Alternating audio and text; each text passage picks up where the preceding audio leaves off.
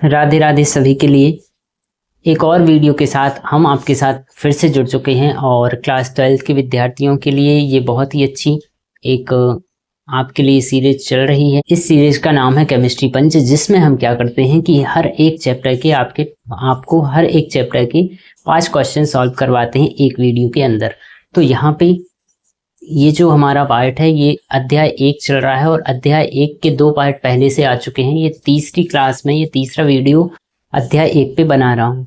तो यहाँ पे 10 क्वेश्चन हम सॉल्व कर चुके हैं। अगर आपने उनको नहीं देखा है तो प्लेलिस्ट की लिंक मैंने डिस्क्रिप्शन पे रखी हुई है, वहां से आप जरूर से देख लें। अगर आप इस चैनल पे नए हैं तो बस आपसे एक ही कहना है कि अगर आप आ गए हो एक सही जगह पे तो आप बिल्कुल बहुत ही अच्छे से इस चैनल को सब्सक्राइब करें और हमारे साथ बने रहें। आपके लिए डेली बेसिस पे ये वीडियोस मिलने वाले हैं और हमेशा जो न्यू वीडियो आएगा वो शाम को मतलब रात में 9 बजे अपलोड किया जाएगा। तो फिर आप उसको आप भी टाइम निश्चित है तो आप 9 बजे आके वो लाइव होता है तो आप वहां से भी रोज देख सकते हैं। चलिए स्टार्ट करते हैं हम बिना किसी टाइम वेस्ट के। तो आज का हमारा पहला क्वेश्चन है मोलर हिमांक अवनमन स्थिरांक KF के बारे में बताइए कि ये है क्या और कैसे ये काम करता है। तो चलिए हम स्टार्ट करते हैं। तो सबसे पहले मोलर हिमांक अवनमन की अगर मैं बात करूं तो आपके लिए ऐसे आप समझ सकते हो उसको कि जैसे कि एक बीकर में हम लोग क्या करते हैं, पानी लेते हैं।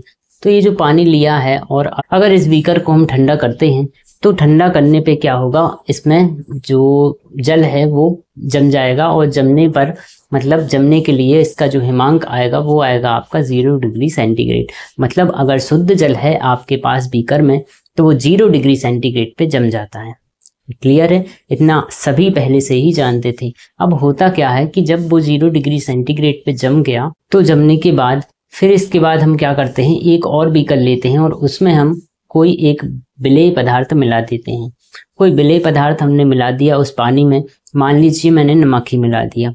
तो नमक के मिला देने से जो शुद्ध विलायक का 0 डिग्री सेंटीग्रेड था हिमांक, वो कैसा हो जाता है, -1.86 डिग्री सेंटीग्रेड हो जाता है।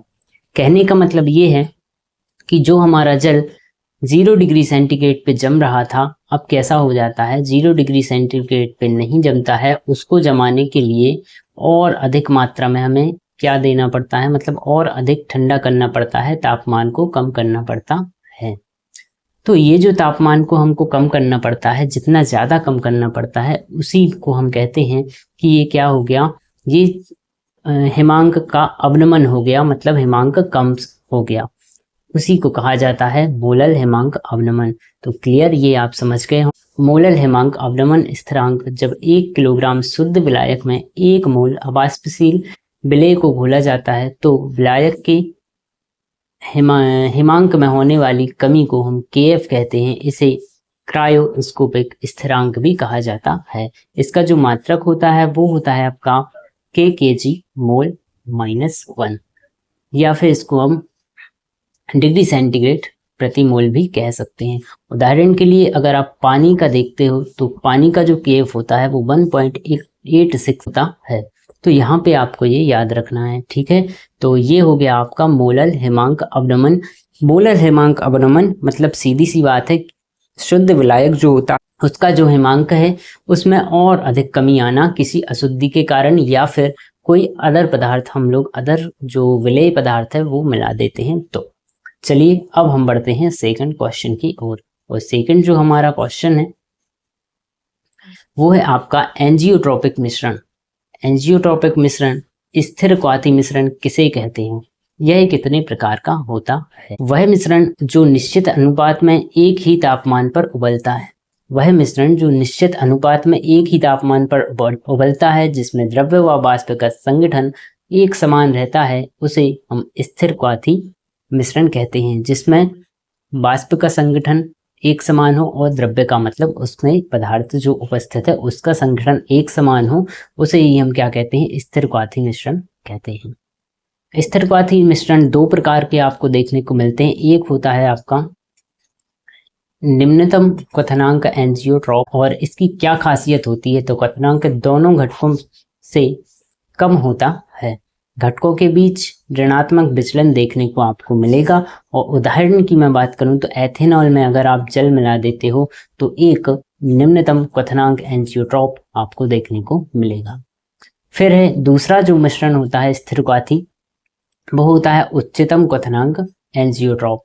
और यहाँ पे आपको है कि क्वथनांक दोनों घटकों से अधिक होता है, घटकों के बीच धनात्मक विचलन होता है और नाइट्रिक अम्ल और जल का मिश्रण, ये आपका एक एग्जाम्पल आपको मिल जाएगा। होपफुली ये दोनों क्वेश्चंस आपको समझ आए होंगे और बिल्कुल इजी हैं, इनको आप बिल्कुल तैयार करें, आपके एग्जाम में आ सकते हैं। ये पहले चैप्टर का ये 3rd वीडियो है। अगर आपने पहले के 2 नहीं देखे हैं उनको ज़रूर देखें, और अगर आप इस चैनल पे नए हैं तो चैनल को सब्सक्राइब जरूर कर देना और अपने दोस्तों में शेयर जरूर कर देना। आने वाले समय में आपको और भी अधिक क्लासेस इस चैनल पे देखने को मिलेंगी। अभी तो जून चल रहा है तो इसलिए थोड़ा सा काम कम चल रहा है, लेकिन जैसे जैसे और आगे समय होगा तो आपको क्लासेस और अधिक देखने को जरूर मिलेंगी। चलिए अब हम शुरू करते हैं अपना आज का तीसरा क्वेश्चन, और इस अध्याय के 13वें क्वेश्चन पे हैं। अब है अपने पास एक और बहुत ही ज़्यादा इम्पोर्टेंट, जो हर एक एग्ज़ाम में आपको देखने मिलेगा ही, चाहे वो तिमाही परीक्षा आप दें, चाहे 6 माही दें और चाहे वार्षिक दें। बहुत ही बार ये आया हुआ क्वेश्चन है, तो एक बार फिर से आने की उम्मीद रहेगी। रॉयल्ट का नियम लिखिए एवं इसका गणितीय व्यंजक उत्पन्न कीजिए। तो रॉयल्ट का नियम, सबसे पहले तो रॉयल्ट का नियम पढ़ने से पहले मैं आपको एक एग्जाम्पल बताना चाहूँगा, जिससे कि आपको समझ आएगा कि आखिर रॉयल्ट का जो नियम है वो कैसे काम करता है और क्या है।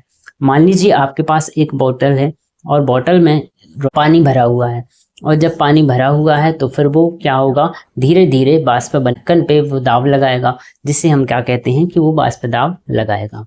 अब जो बाष्प दाब लगाएगा, मान लो जो बोतल है उसमें आपने 100 ग्राम जल लिया है या 100 ml जल लिया है, तो उसका जो बाष्प दाब बनेगा वो, अब मान लीजिए एक दूसरे बोतल में या उसी बोतल में हम नमक जैसे जो घुलनशील पदार्थ हैं, जो अवाष्पशील पदार्थ हैं, वो जल में मिला देते हैं।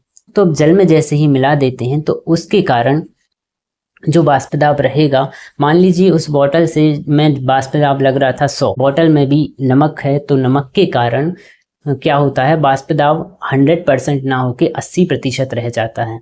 ठीक है, तो रॉयल्ट ने यही बताया कि जब हम किसी विलायक में कोई अशुद्धि मिला देते हैं या फिर कोई अवाष्पशील द्रव मिला देते हैं तो क्या होता है, बाष्प दाब कम हो जाता है।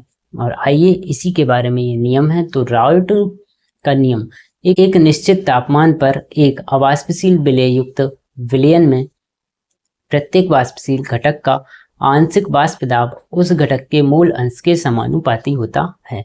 आइए इसका गणितीय रूप भी मैं आपको समझाने का प्रयास करता हूँ। तो होता क्या है कि मान लीजिए आपके पास एक विलयन में 2 घटक हैं, एक तो विलायक है और दूसरा वाष्पशील है, मतलब जो कि विलायक है वो वाष्पशील ही है, और दूसरा जो विलयन है उसमें क्या है, विलेय और विलेय मिलाया गया है और अवाष्पशील विलेय मिलाया गया है। चूंकि विलेय बी जो है वो अवाष्पशील है, इसलिए केवल विलायक ए में ए ही बाष्प दाब में योगदान दे पाएगा, मतलब जो बाष्पित होता है वही बाष्प दाब बना सकता है। तो बाष्प दाब कौन देगा, विलायक ए देगा। तो रॉयल्ट के नियम के अनुसार विलायक का आंशिक जो बाष्प दाब रहेगा वो उसको हम मान के चलते हैं पी ए रहेगा, और जो आपका विलायक है उसमें जब हम अवाष्पशील द्रव मिला देते हैं उसके बाद जो आपका बाष्प दाब बनेगा उसको हम पी डैश के साथ डिनोट करेंगे। तो यहाँ पे आपका क्या है, पी ए समानुपाती है आपका एक्स ए से। एक्स ए क्या है, एक्स ए है विलायक का मूल अंश। समानुपाती स्थिरांक का हटाने पर आपका बनेगा P A is equal to P A dash, और ये आ जाएगा आपका multiply by X A, P A dash minus P A, तो वो बचेगा is equal to P A dash into X V आ जाएगा आपका। अब क्या होता है, अतः अवाष्पशील विलेय के लिए रॉयल्ट का जो नियम रहेगा उसका गणितीय रूप आपका बनेगा P A dash minus P A divided by P A और एक्स बी के। तो ये आपको अच्छे से कॉपी में लिख के 1-2 बार तैयार कर लेना है।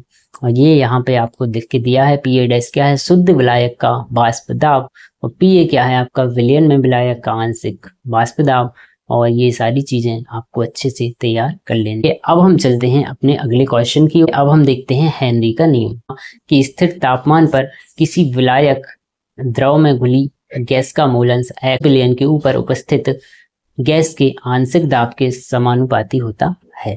P इज इक्वल टू के एच इंटू एक्स। हेनरी के नियम के अनुप्रयोग क्या है, आइए चेक करते हैं।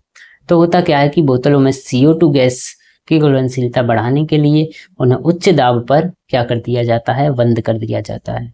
दूसरा, समुद्री गोताखोर गहरे समुद्र में अधिक दाब के कारण खून में नाइट्रोजन ना घुले और दर्दनाक बेट्स बीमारी ना हो, इसलिए गोताखोरों के सिलेंडर में हीलियम गैस मिलाई जाती है। पहाड़ों पर ऑक्सीजन का दाब कम होने से खून में ऑक्सीजन की कमी हो जाती है, जिससे कमजोरी और सोचने की क्षमता घटने लगती है। इस बीमारी को एनोक्सिया कहते हैं। तो यहाँ पे भी हेनरी के नियम का यूज किया जाता है। अब है हमारा आखिरी क्वेश्चन और ये है हमारा आज का 5वां क्वेश्चन, वान हाफ गुणांक से संबंधित। वान हाफ गुणांक क्या है, इसका क्या महत्व है, तो आइए समझते हैं। वान हाफ गुणांक एक संख्यात्मक कारक जो किसी विलायक में विलेय के कणों के संगठन का वियोजन की सीमा को दर्शाता है।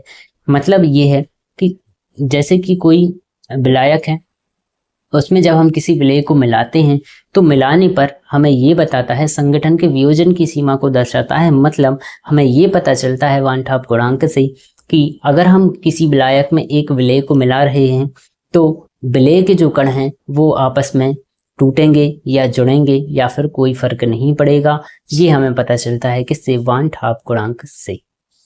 यह 3 प्रकार से आप चेक कर सकते हो कि कणों की संख्या के आधार पे होता है। अगर कणों की संख्या के आधार पे आपको निकालना है वान हाफ गुणांक को I से डिनोट करते हैं, और कणों की संख्या के आधार पर अगर निकालना है तो I इज इक्वल टू वियोजन का संगठन के पश्चात कणों के मूलों की संख्या डिवाइडेड बाय वियोजन या संगठन के पूर्व विलेय के मूलों की संख्या। अनुसंख्यक गुणधर्म के आधार पर हम फाइंड कर सकते हैं। तो I इज इक्वल टू प्रेक्षित अनुसंख्यक गुणधर्म डिवाइडेड बाय सैद्धांतिक अनुसंख्यक गुणधर्म।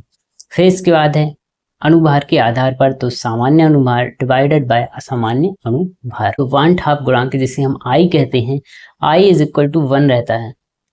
तो फिर क्या होगा कि ना तो जो आपका कण है वो ना तो टूटेगा ना ही जुड़ेगा, वो क्या होगा, जैसा है वैसा ही रहेगा। और जैसे कि इसका एग्जाम्पल है आपका ग्लूकोज। फिर इसके बाद है I ग्रेटर देन 1, I का मान बड़ा है 1 से, तो NaCl है जैसे कि, तो ये क्या होता है कि इसको अगर हम जल में मिलाते हैं तो क्या होता है, Na और Cl तो अलग अलग अणु बन जाते हैं। तो अगर I का मान बड़ा होता है 1 से, तो जो विलेय हम मिला रहे हैं वह 2 भागों में बट जाता है या टूट जाता है। फिर इसके बाद है आपका I लेस देन 1, अगर I 1 से छोटा है, अगर I का मान 1 से छोटा है तो फिर क्या होगा, जो आपका विलेय होगा वो उसके अणु आपस में एक दूसरे से जुड़ जाएंगे। जैसे कि बेंजीन और एसिटिक अम्ल, बेंजीन और एसिटिक अम्ल को अगर हम मिलाते हैं तो इसके अणु आपस में ही जुड़ जाते हैं। ये थे हमारे आज के 5 क्वेश्चन और होपफुली ये सभी आपको समझ आए होंगे। अध्याय 1 से 15 क्वेश्चन हम कर चुके हैं। अब एक वीडियो और आएगी अध्याय 1 से संबंधित, उसके बाद हम अध्याय 2 पे पहुंचेंगे। तो चलिए, अगर आप चैनल पे नए हैं तो सब्सक्राइब करें। सभी के लिए राधे राधे।